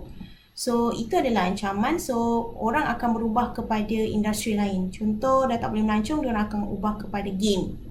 So, mungkin PS5 depan ni pasaran dia akan high, tinggi. Okay, itu adalah ancaman. Kemudian, sosial kita lihat bahawa pelancongan domestik. Okay, dalam Eropah sendiri itu adalah peluang sebenarnya. Okay, kemudian teknologi adalah penggunaan internet yang meluas. Itu pun adalah peluang lah, di mana package-package dan perkhidmatan daripada agensi ataupun travel agensi Eropah ni boleh dipasarkan keluar dengan menggunakan medium internet sahaja. Okay, medium internet sahaja. So, itu antaranya lah. Okay, ini adalah trend pasaran. Okay, trend pasaran ada dalam muka surat 40. Okay, sebenarnya point nombor 6 ni lah point yang paling panjang sekali. So, that's why saya cakap dia akan makan masa yang lama sedikit berbanding dengan bab-bab yang lain. So, sebab tu pada hari ni kita akan belajar 6 poin utama saja dan poin yang lain tu akan disambung dalam kelas yang seterusnya. Sebab dengar saya cakap pun dah boring tu tak? So, kalau panjang-panjang sangat nanti kan akan jadi boring pula. So, kita akan tengoklah, okay, trend pasaran. Okay, kalau kita lihat trend pasaran ataupun trend pasaran pelancongan ataupun industri pelancongan pada masa kini, ini adalah few lah yang saya boleh listkan. Okay, di mana kalau kita lihat sekarang antara trend ni adalah backpackers. So, kebanyakan kita kata pelancong, pelanggan industri pelancongan, diorang prefer untuk backpackers. Okay, diorang prefer untuk backpackers. Maksudnya diorang hanya nak tiket masuk. Okay, mungkin kita kata transportation, macam van ke yang akan bawa diorang daripada satu destinasi ke destinasi. Okay, itu antaranya lah. Okay, konsep backpackers ni memang diguna pakai lah sampai umrah pun ada orang buat umrah backpackers, betul tak? So, that's why kita kata that's a new trend lah in kita kata industrial ataupun travel industrial, okay? Industri pelancongan itu sendiri. Okay, trend yang kedua adalah JJCM, jalan-jalan cari makan. Okay, yang ni memang paling orang suka lah. So, semua orang yang akan pergi melancong tu dia akan ingin mencuba apa kita kata makanan baru di tempat baru.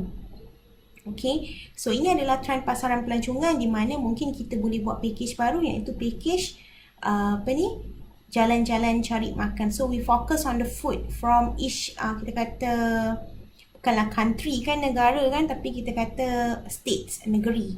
So mungkin ada few things yang kita boleh bawa keluar. So kat situ people will try how to cook that dish. Okay, akan cuba bagaimana nak masak makanan tersebut. Okay, instead of diorang makan sahaja, diorang akan tengok cara pembuatan dan sebagainya.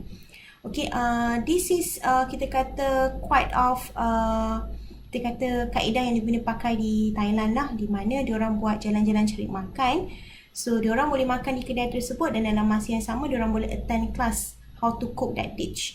So, sebab kalau kita tengok kat sini orang daripada luar negara, okay, diorang prefer that kind of kita kata activity lah, okay. So, seterusnya adalah budaya ataupun cultural kita kata package. Okay, kebanyakan pelancong ni, okay, reason kenapa dia nak melancong adalah dia nak lihat budaya, etnik, sesuatu kawasan, sesuatu negara, sesuatu negeri. So that's why kita kata cultural travel package ni adalah antara yang kita kata trend pasaran terkini lah. Okay, dalam cultural travel package ni mungkin kita boleh lihat juga, okay, selain daripada kita fokus kepada makanan, okay, diorang punya appearances, okay, kita tengok belajar pasal language diorang, kita boleh tengok pasal rumah yang diorang diami, okay, kemudian kita boleh lihat daripada segi pakaian diorang, okay, dan sebagainya. Okay, sebab cultural ni is quite a lot lah kita boleh learn. Okay, kalau kita pergi contoh ke etnik Bidayuh, okay, so kita boleh tengok bagaimana tarian diorang, makanan tradisi diorang, bagaimana cara hidup, kenapa mereka hidup di rumah panjang dan sebagainya. Itu antara konsep-konsepnya lah, apa perayaan yang mereka rayakan dan sebagainya. Okay, seterusnya adalah trend pasaran alam sekitar. So, back to nature punya package ni memang mendapat tempat lah dekat hati kebanyakan traveller ataupun pelanggan. Okay, sekarang orang suka camping konsep, kan? So back to nature, diorang boleh bangun, tengok sungai, tengok alam sekitar dan sebagainya. Okay, aktiviti seperti hiking, yang mudah-mudah macam tu adalah menjadi trend pasaran sekarang lah. Okay, seterusnya adalah aktiviti. So aktiviti macam apa ni, scuba diving, bungee jumping dan sebagainya. ATV itu adalah trend pasaran sekarang lah. So kita tengok sekarang kalau package pelancongan tu ada that kind of activity, sebenarnya dapat attract lah. Bukan golongan warga emas, tapi mungkin golongan yang kita kata daripada remaja ke dewasa. Okay, sebab orang nak buat aktiviti selain orang suka makan, orang nak buat aktiviti. Itu adalah pasaran. So that's why kita kena include package kita dengan aktiviti-aktiviti yang up to trend, up to date dan sebagainya. Okay, so kita ambil contoh trend lah, trend pasaran, contoh macam dalam aiskrim kan. Okay, jika dulu, okay, zaman kita kecil-kecil kan, aiskrim Malaysia yang paling famous, okay, kita ikut fasa.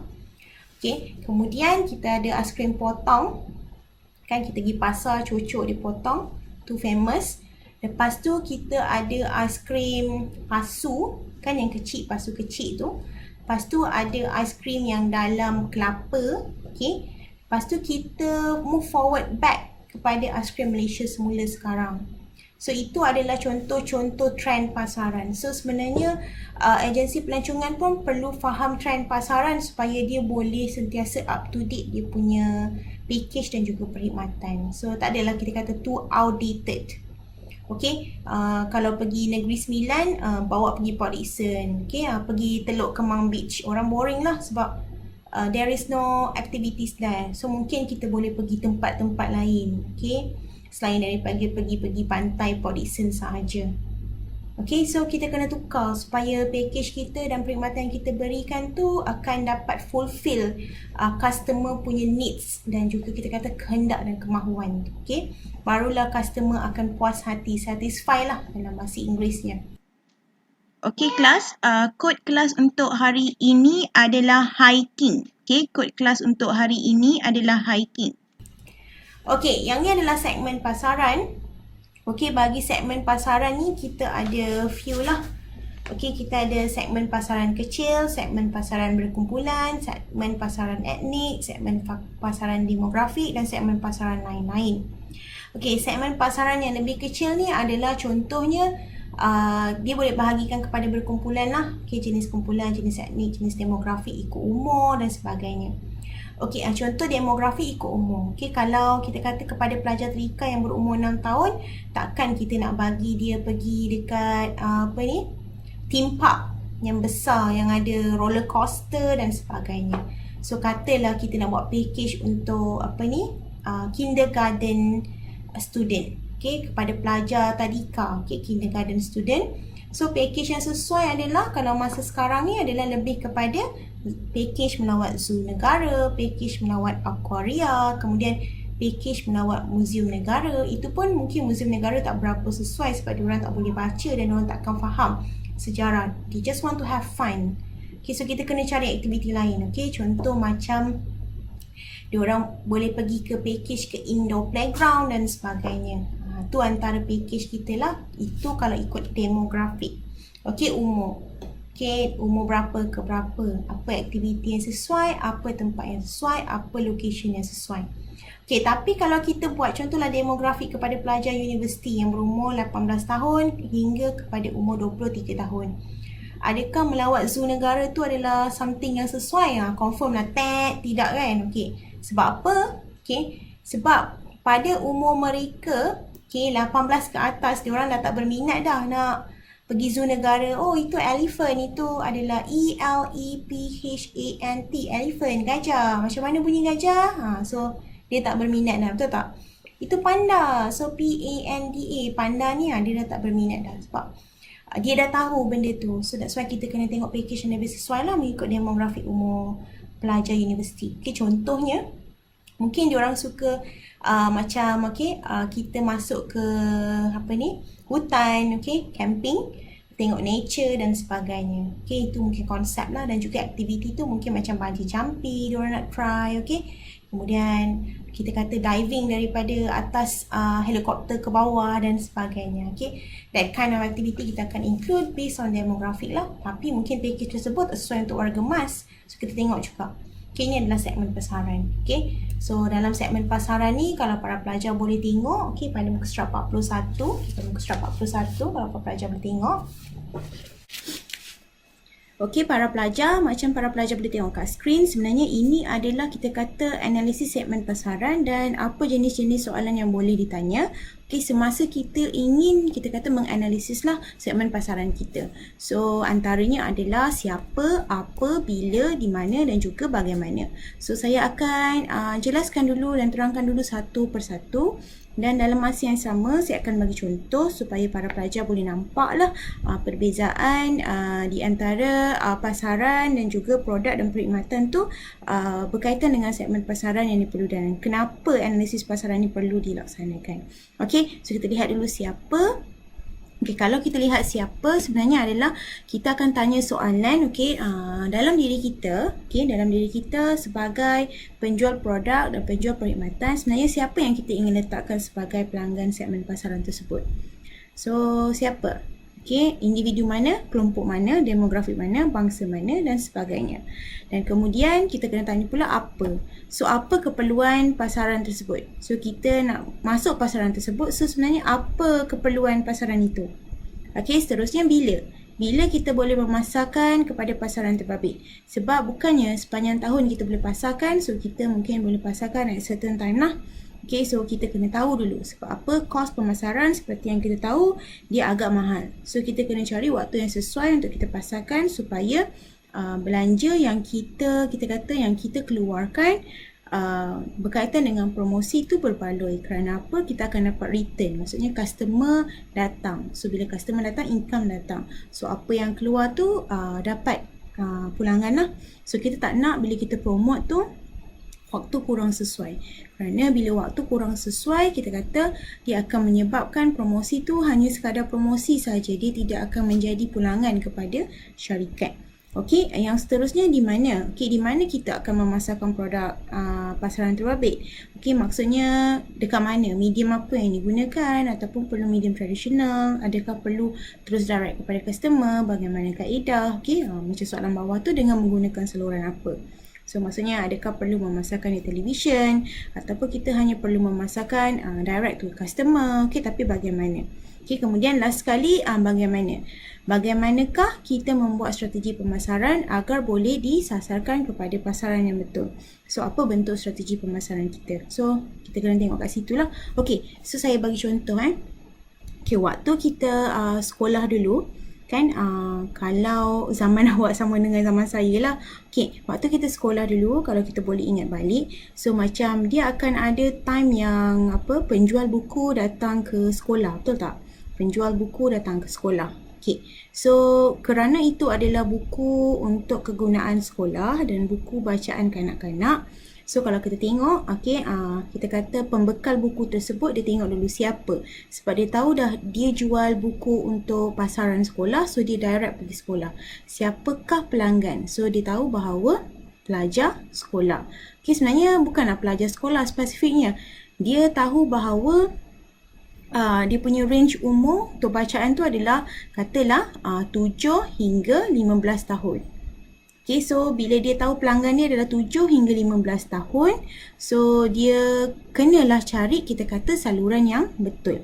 Okay, contoh kita kata buku bacaan, buku latihan 7 hingga 15 tahun. Okay, siapa yang kita kena letakkan adalah lelaki atau perempuan berumur 7 hingga 15 tahun. Apakah keperluan pasaran tersebut? So, pasaran tersebut kalau kita lihat, kalau diorang suka baca, kadang-kadang diorang suka baca komik, kan, macam lawak kampus, okay, dan sebagainya. Dan ada juga yang nak beli buku tapi parents tak bagi beli buku komik, so diorang akan beli buku belajar. Itu adalah keperluan pasaran tersebut lah. Bilakah kita boleh memasarkan kepada pasaran terbabit?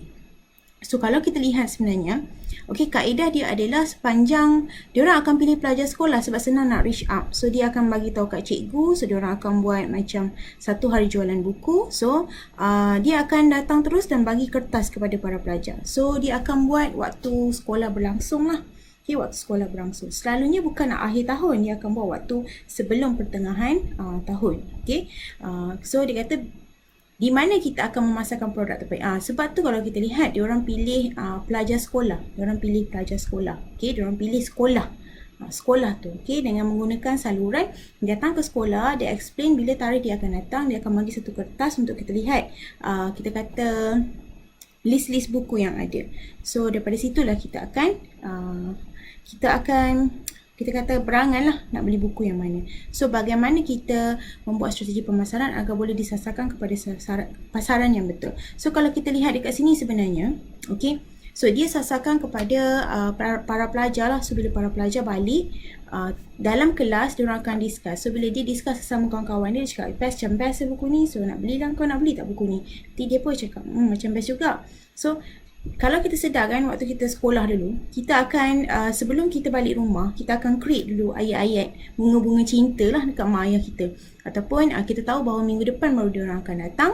So kita akan kita kata berbuat baik lah sepanjang minggu tu sebelum kita dapat melahiriahkan perasaan kita untuk beli buku tersebut. So that is one point lah. Kita kata strategi tu sebenarnya berjaya.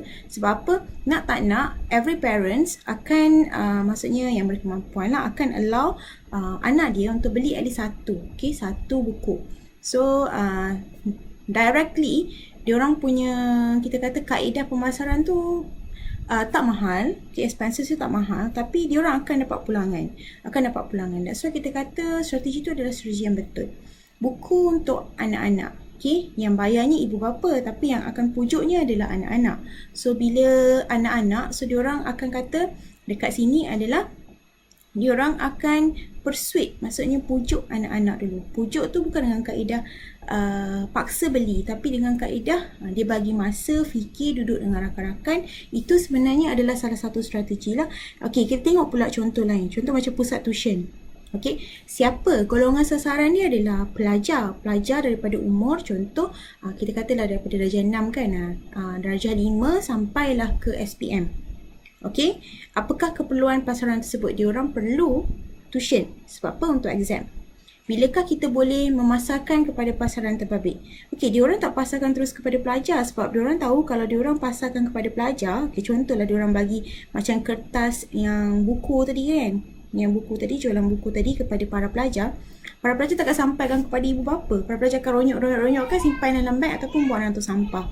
Sebab apa? Dia tahu bahawa itu bukan kehendak dia, itu bukan keperluan daripada dia. Okay, tuition tu bukan kehendak dan keperluan dia. So kaedah, okay, diorang akan pasarkan awal tahun ataupun waktu persekolahan bermula. Okay, di manakah diorang, kalau sedar pusat tuition ni diorang letak dekat mana? Kat depan pintu sekolah. Depan pintu sekolah. Okay, mostly depan pintu sekolah ataupun dekat area kawasan sekolah, dia akan letak banner besar. Pusat tuition apa. Betul tak? Okay, walaupun sebenarnya golongan sasaran dia adalah pelajar, tetapi kalau kita lihat sebenarnya disasarkan kepada ibu bapa sebab dia tahu bahawa ibu bapa yang akan paksa anak belajar. Tak ada yang anak akan paksa ibu bapa untuk ikuti tuition, betul tak? So dia sebaliknya. That's why segmen pasaran ni amat penting. Perkara pertama, kita kena tahu apa yang pasaran kita nak. Okay, yang kedua, kita kena tengok juga kita punya pelanggan. Okay, requirement pelanggan kita dan bagaimana kita nak menggunakan medium pemasaran yang betul supaya kita dapat pulangan. Bukanlah kita dapat kerugian, kita nak dapat pulangan. Itu antaranya lah. Okay, so saya harap para pelajar bolehlah faham sedikit mengenai segmen pasaran. Okay, analisis segmen pasaran. Sebenarnya banyak lagi, contoh macam kedai permainan lah. Okay, walaupun toys tu, okay, walaupun permainan tu golongan sasaran dia adalah kanak-kanak, okay, tetapi apakah keperluan pasaran tersebut adalah toys. Kalau lelaki dia macam Lego, lepas tu dinosaur. Kalau perempuan macam Barbie doll, lepas tu house yang besar tu dan sebagainya. Okay, bila kita boleh pasarkan pasaran tersebut? So mostly kalau kita tengok kalau macam Toys ke and etc, diorang akan try untuk pasarkan waktu cuti sekolah. Okay, waktu cuti sekolah. Okay, di manakah kita akan memasarkan produk pasaran tersebut? So diorang akan pasarkan mostly tak pun, diorang letak je iklan dekat diorang punya shopping mall. Okay, sebab apa? Tak ada ibu bapa yang bawa anak pergi Toys dan kemudian kita kata Dan suruh anak pilih mainan. Kalau boleh dia lalu depan kedai mainan tu kan, dia tutup mata, ataupun jangan lalu terus kat depan kedai mainan tersebut. Okay, itu adalah yang kita kata. Tapi yang bayarnya berapa, yang buat decisionnya berapa. So bagaimana nak attract budak-budak tu supaya dia dalam masa yang sama persuade, pujuk ibu bapa dia untuk beli. So that's why kalau awak sedar, kedai toys dia selalu menggunakan elemen-elemen yang budak-budak suka. Okay, colourful. Kalau tengok Toy R Us ada giraffe. Okay, kalau Mr. Toys ada hammer, ada gambar-gambar. Kita kata image yang diorang gunakan untuk diorang punya apa? Kita kata tadi logo tu adalah untuk menarik kanak-kanak ataupun diorang punya pelanggan tu sendiri untuk datang. Okay, sebab ibu bapa tak akan bawa masuk, tapi dengan tengok kita kata tengok dia punya logo tu, budak-budak dah tahu dah itu kedai toys. So itu kaedah diorang gunakan. So that's why segmen pasaran amat penting lah. Bukan sahaja untuk kita bagi kehendak dan keperluan pelanggan, tapi dalam masa yang sama tujuan dia adalah untuk kita pilih kaedah pemasaran yang betul lah bagi memasarkan produk kita. Okay, itu antaranya. Okay, seterusnya adalah yang ni adalah keperluan lah. Okay, kenapa? Ini adalah keperluan kita buat segmen pasaran. Okay, antaranya sebenarnya kalau kita lihat dekat sini, industri pelancongan sebenarnya mempunyai pasaran yang besar lah. Kalau kita tengok industri pelancongan memang sangat besar, untuk kita capai secara efektif dan efisien. So kita nak buka lah ruang komunikasi di dalam industri dan pasaran pelancongan tu sendiri. So bila kita buat segmen pasaran tu, segmen tu lagi kecil. So kat situ pelanggan boleh berkomunikasi direct dengan agensi, operator ataupun agent. So kat situ diorang boleh tambah baiklah produk sedia ada supaya produk yang sedia ada tu sentiasa menjadi demand customer. Okay, seterusnya adalah melakukan segmen pasaran membuatkan proses pengurusan setiap pasaran akan lebih mudah dan teratur. So bila kita buat segmentation, dalam bahasa Inggeris ni adalah kita kata market segmentation lah. Segmen pasaran tu dalam bahasa Inggeris dia, kalau korang nak cari information dengan lebih lanjut, adalah market segmentation. Saya ulang semula, market segmentation. So kat sini kalau kita lihat, bila kita buat segmen pasaran tu, pasaran yang kita nak capai tu, kita akan dapat capai dengan lebih baik. Sebab apa? Sebab kita memang deal dengan spesifik customer sahaja. So, produk yang kita akan hasilkan tu adalah memang produk yang kita kata according ataupun mengikut kepada keperluan dan kehendak customer tu sendiri. Sebab apa? Sebab kita ada communication yang kita kata mendalam dengan customer tersebut. So, diorang akan cakap sebenarnya apa benda yang boleh ditambah baik, dan apa benda yang boleh dibuang daripada package ataupun perkhidmatan kita. Itu antaranya lah. Seterusnya adalah kebaikan dia, kebaikan segmen pasaran sebenarnya kita akan lebih memahami keperluan dan kehendak pelanggan. So bila kita kata pasaran tu kecil, so kita ada ruang komunikasi dengan pelanggan. So dekat situ kita boleh lihat lah, so kita akan lebih faham lah apa keperluan dan kehendak pelanggan tu. Yang kedua, kita dapat membahagikan sumber perbelanjaan dan sumber-sumber lain dengan berkesan. Kerana apa? Macam saya terang tadi, so bila kita nak promote buku, kita tak pergi kat ibu bapa. Sebab ibu bapa kata macam buku cerita dan sebagainya ni adalah is a waste. Maksudnya tak perlulah kot buku cerita. So buku sekolah pun tak baca, nak baca buku cerita macam komik dan sebagainya. So diorang guna kaedah yang betul. So diorang pergi ke direct customer diorang, tapi dalam masa yang sama direct customer diorang yang akan pujuk diorang punya ibu bapa. Kat zaman sekolah dulu kan ada yang waktu jual susu, pensel color dan sebagainya kan. So kalau ibu bapa confirm dia tak nak beli pensel color direct daripada contohlah yang promote kat sekolah kalau boleh. So diorang kalau boleh nak pilih apa yang diorang nak lah mengikut bajet diorang. Tapi bila kita kata pembekal tu direct pergi ke sekolah dan anak-anak bercerita sesama diorang, so nak tak nak bila anak sendiri pujuk dan kita kata anak tu cakap lah, kita kata bahasa-bahasa bunga kan, bahasa-bahasa cinta, so kita kata hati ibu apa tu sikit sebanyak dia akan follow lah juga. So that's why kita kata bila kita buat segmen pasaran, so fokus kita kepada pelanggan kita tu lebih, so kaedah pemasaran kita pun dia akan lebih berkesan lah. Kemudian kita boleh menambah baik produk dan perkhidmatan sedia ada. Menambah baik produk dan perkhidmatan sedia ada. Awak sedar tak macam pensel color kan? Sebenarnya untuk budak-budak art, diorang suka pensel color yang ada ataupun budak-budak seni kan, seni halus, diorang suka pensel colour yang ada atas bawah yang ada 2 colour tu. Okay, sebab apa? Sebab kalau 48 colour, kalau katalah kita kata 48 colour, kemudian 64 colour, okay, dia akan jadi dalam kotak yang besar dan susah nak dibawa. So, bila kita kata 24 colour tu sebenarnya dia macam 12 punya colour tu je. Okay, 12 punya colour lunar tu, tapi dia ada atas bawah. Yang panjang. So, that's why kita kata produk tu boleh ditambah baik lah mengikut kepada kehendak pelanggan tu. Okay, sebab kita dah lihat dan diorang sendiri akan cakap, oh sebenarnya susah nak buat colour-colour ni banyak-banyak, plus akan hilang. Kalau lagi banyak, lagi hilang. Betul tak? Kita sentiasa akan hilang colour pensel kita. Tak pernah tak hilang, betul? Sebab apa? Sebab dia bila kita masuk ke beli yang banyak, tapi takkan cukup. Bila akhir sekolah je takkan cukup. So that's why kalau kita lihat sekarang memang ada pencil colour yang ada 2-sided. Okay. Untuk membangunkan pelan promosi yang strategik lah. Itu macam tadilah bila kita nak bahagikan sumber. So pelan promosi kita pun lebih terarah kepada kita punya pelanggan dan kepada produk kita. So itu adalah kebaikan kita kata segmen pasaran. Saya harap para pelajar boleh fahamlah pasal market segmentation ni. Okay, nanti bila kerja, this is kita kata quite interesting untuk para pelajar guna. Okay, sebab kita boleh tengok sebenarnya kita nak pasarkan produk tu kepada siapa. Okay, dan bagaimana kita nak reach up. Okay, contoh kita ada jual kat travel agency kita. Okay, kita ada jual package pergi zoo negara. Okay, macam zoo negara kita punya supplier. So, zoo negara cakap kalau kita berjaya jual dalam 100 tiket, so kita dah akan dapat dalam 10%. So, kita nak capai dengan kaedah bagaimana? Okay, kalau 1000 tiket akan dapat contoh dalam 30%. So, kaedah dia adalah kita akan direct pergi kepada sekolah-sekolah tadika ataupun kindergarten. Sebab apa?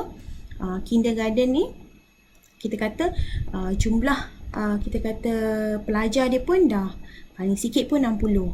Okay, so kalau kita dah dapatkan lebih kurang 10 dan 600, betul tak? So kita akan bagi dia harga kita kata promosi yang harga yang kita kata diberikan oleh zoo negara kepada kita lah, kepada mereka, supaya kita boleh dapat komisen tersebut. Okay, so dia kaedah dia macam tu lah. Okay, harga tu kita kena bagi harga yang kita kata yang harga supplier bagi kepada kita, sebab mostly supplier akan bagi harga lagi rendah daripada harga pasaran. Okay, sebab dia macam kita ni jadi agent supaya kita boleh jualkan produk dan perkhidmatan diorang. So that's why kalau kita kata kalau kita nak dapat sale yang banyak, so kita kena guna kaedah begitulah, kita kena reach up. Maksudnya kita kena capai market yang betul. Macam tadi tu kalau nak jual tiket zoo negara, memang kalau kita nak promote, kita tak payahlah promote dalam FB. Okay, kita pergi terus ke tadika, tapi kena pergi awal sebab selalunya kita kena pergi before sekolah start pada tahun yang berikutnya. Sebab apa? Sebab kalau kita lihat cikgu tadika pun dia punya plan tu plan awal. Okay, plan awal. Paling lewat pun dia plan sampai March dia dah start dah release. Bila nak buat combo, bila hari sukan, bila sekian-sekian dan sebagainya. So that's why kita kena pergi awal lah, promote awal. Okay, itu antaranya lah. Okay, next adalah halangan memasuki pasaran. Ini adalah kita kata point lines yang kita akan belajar pada hari ini. Okay, sebelum kita menutup tirai kita untuk hari ini. Okay, dan kemudian pada kelas seterusnya kita akan sambunglah. Okay, another 4, maksudnya lagi 4 keperluan pelan perniagaan. Okay, dan kemudian kita akan sambung kepada jenis-jenis syarikat dan kemudian IATA. Okay, halangan memasuki industri pelancongan di Malaysia adalah rendah. Okay, maksudnya kalau kita boleh tubuhkan agensi, kita boleh masuk je. Okay, sebab sangat senang lah kita kata. Okay, sebab kalau nanti kita lihat dia punya minimum untuk masuk tu, okay, minimum modal untuk masuk kepada untuk buka agensi pelancongan tu hanyalah 50,000 sahaja. Okay, so sangat rendah lah. Okay, kemudian dan kita tengok juga bahawa sebenarnya pasaran industri pelancongan ni bukan pasaran monopoli, so dia pasaran terbuka. Okay, tetapi sebelum kita nak memasuki pasaran ataupun industri pelancongan, kita kena mengambil kira lah. Okay, pertama lokasi kita perlulah lokasi strategik. Okey, kerana apa? Supaya mudah untuk pelanggan kita reach up kita. Okey, yang kedua, adakah modal yang kita ada tu cukup atau tidak? Okey, modal tu memanglah kita kata minimum dia kata RM50,000, tapi kita kena ingat bahawa bila pasaran tu mudah untuk dimasuk, so kita akan ada banyak pesaing. So bila kita ada banyak pesaing, so kita memerlukan kita kata produk ataupun perkhidmatan yang berkualiti dan unik. So modal yang kita ada tu boleh tak kita create, kita kata apa yang kita nak tadi. Okay. Kemudian yang ketiga adalah medium promosi. So apa kaedah kita untuk promote agensi kita? Okay, apa fokus kita nak guna? Okay, dan kemudian keperluan industri. So sebenarnya industri pelancongan ni memerlukan apa? Okay, apa yang diperlukan? Agensi yang bagus, agensi branding sahaja, produk bagus, perkhidmatan bagus, bagaimana? So kita kena tengok dululah. Dan juga keperluan pelanggan.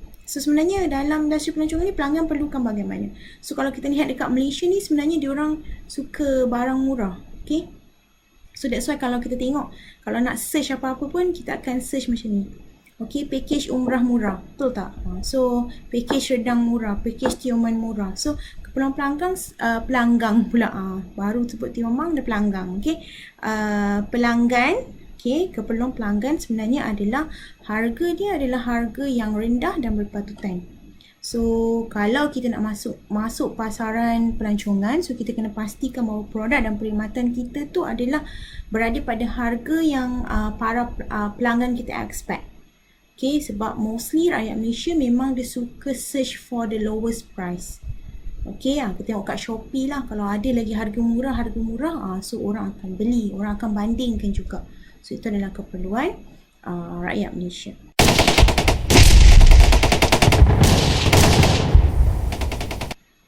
Okay, so itu sahaja untuk hari ini. Okay, kita akan jumpa dalam next class. So saya harap saya bagi ilmu yang bermanfaat kepada semua, dan dalam masa yang sama saya mintakan halalkan masa yang saya tak termengajar. Macam saya cakap, bila bercakap seorang-seorang dalam video ni, dia akan jadi pendek sikit sebab nak tanya ruang soalan macam tanya diri sendiri kan. So kuranglah sikit. Rasa macam dah bagi contoh banyak. Plus saya cakap agak laju rasanya. So kalau terlampau laju tu mungkin boleh komen. Cakap madam mungkin boleh kita kata pace tu slow kan sikit. Janganlah laju sangat macam kereta api madam. Okay, tak ada masalah. Okay, itu saja. Jumpa lagi. Assalamualaikum.